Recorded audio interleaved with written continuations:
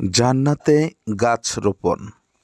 যে ব্যক্তি সুবহানাল্লাহিল আযীম ওয়া বিহামদিহি পাঠ করবে, প্রতিবারে তার জন্য জান্নাতে একটি খেজুর গাছ লাগানো হয়। সুবহানাল্লাহ। সুবহানাল্লাহিল আযীম ওয়া বিহামদিহি, মহান আল্লাহর প্রশংসার সাথে তার পবিত্রতা ঘোষণা করছি। সুন্নাহকে আঁকড়ে ধরা। রাসূলুল্লাহ সাল্লাল্লাহু আলাইহি ওয়াসাল্লাম বলেছেন, যে আমার সুন্নাহকে ভালোবাসে সে আমাকে ভালোবাসে, আর যে আমাকে ভালোবাসে সে জান্নাতে আমার সঙ্গে থাকবে। সুবহানাল্লাহ।